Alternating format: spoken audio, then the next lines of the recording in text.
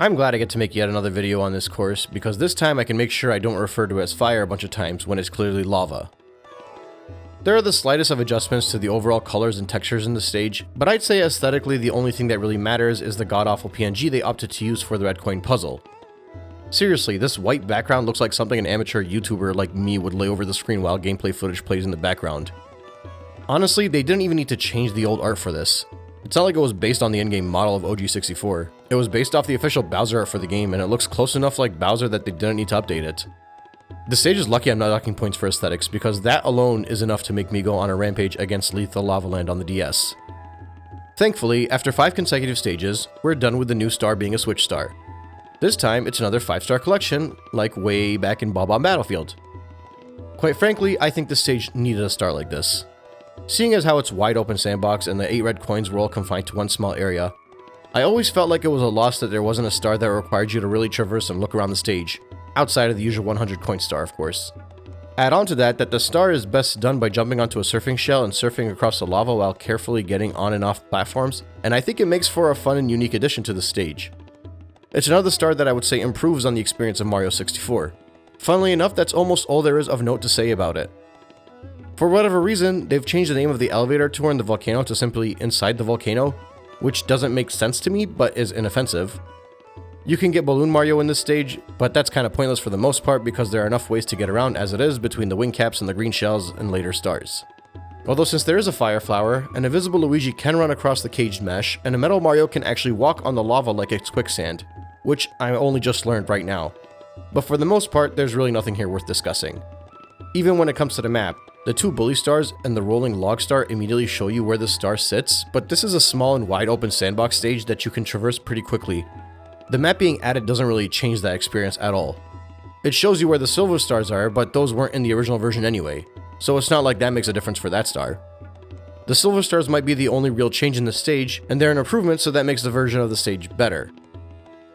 Oh wait, no, actually there is the 100 coin star as well. There were coins added to the stage outside of the volcano, so you technically no longer have to enter the volcano for that star. And seeing as how entering the volcano used to lock you in there, even if you lose a life unless you grab a star, get a game over, or go into another stage and come back, I think that improvement is entirely for the best. Of course, if you fail to figure out the blue coin box is hidden in the black block only Wario can punch, or just in general aren't able to grab enough coins throughout the stage, you still do have the option to enter the volcano and tap off your count. But all in all, while it may only be a slightly altered stage, it is in my opinion a stage that is improved from the original, so I'm giving this one to the DS version. And while Luigi's backflip can help for a few of the challenges and skip a few obstacles, it doesn't offer any major skips that weren't already skippable via other means in the original game. And honestly, some of the jumps in the small platforms for the 2 volcano stars are too risky to even consider using Luigi's backflip for me, so I would advise against doing so. But anyway, let's leave this ocean of lava behind us and make our way to Shifting Sandland.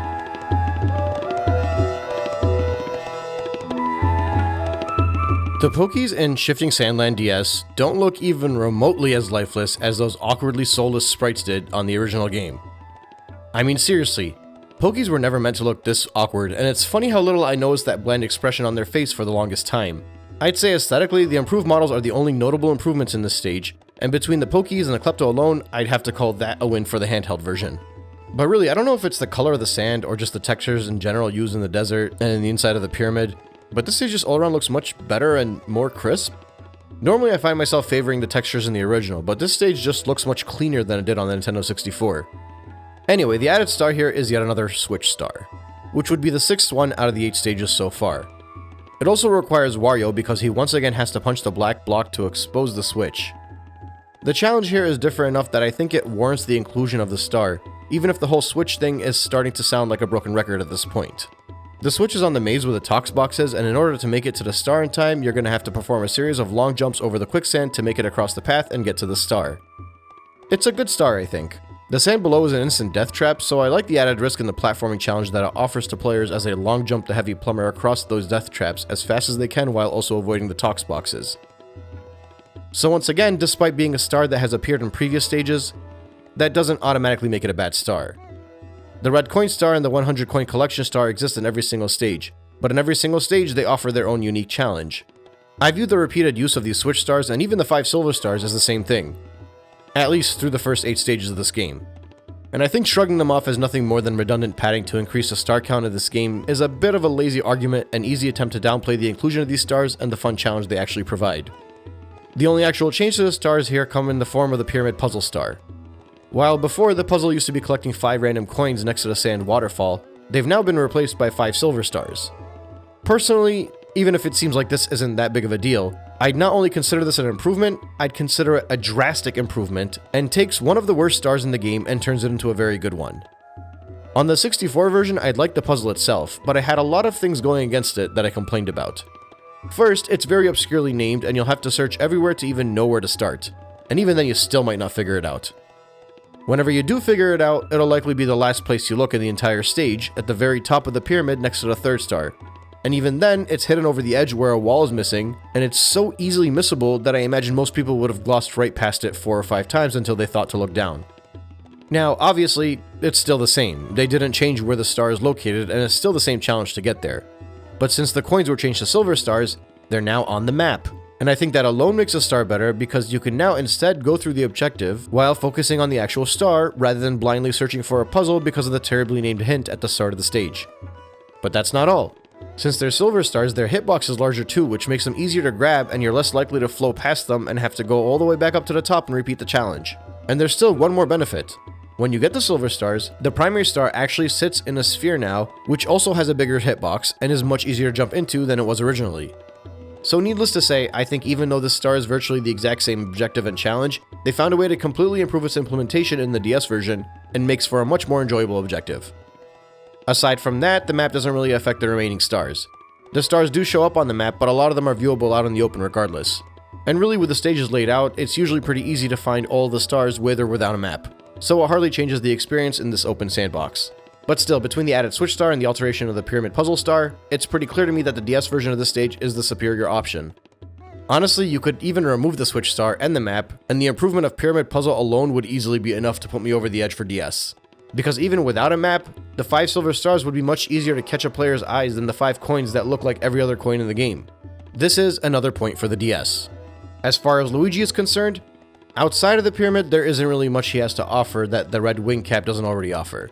It's easier to backflip and get into the pyramid with him, but it barely saves that much time. He could technically do a backflip to access the iRock fight without getting from the top of the pyramid too, but I think it's quicker to just do it the intended way.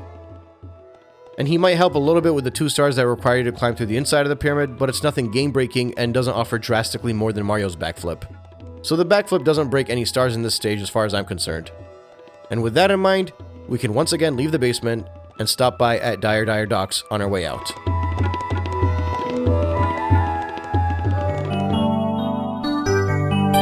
Alright, Dire Docks. It's still pretty small, pretty forgettable outside of Bowser's sub, and still a stage that I'd run through pretty quickly. It looks virtually the same on both versions, and it's yet another stage that includes a switch star. Grab Wario, break the black block, grab the green shell, surf across the water, grab the star. This is a good added star and offers a unique enough challenge in my opinion. Aside from that, there are like 50% more coins in this stage, so the 100 coin star becomes significantly easier. I found the 100 coin star challenge really easy in the previous version, but I heard many people express how much they hated it, so I can only assume this is a drastic improvement to the stage for most. The stage is really tiny and the stars are really easy to spot, so the inclusion of the map basically changes nothing at all for the total Dire Docks experience. Luigi's backflip is hardly useful outside of maybe slightly helping in some of the pole jumping challenges, but it doesn't break any of the stars as far as I'm concerned. I'd say the Switch Star, and even more so 100 Coin Star being improved, make the 64 DS version of the stage the one to pick. That's all I got. I had like less than 5 minutes for the stage on the Nintendo 64 version, so it makes sense that I have even less to talk about here. Let's go to Snowman's Land.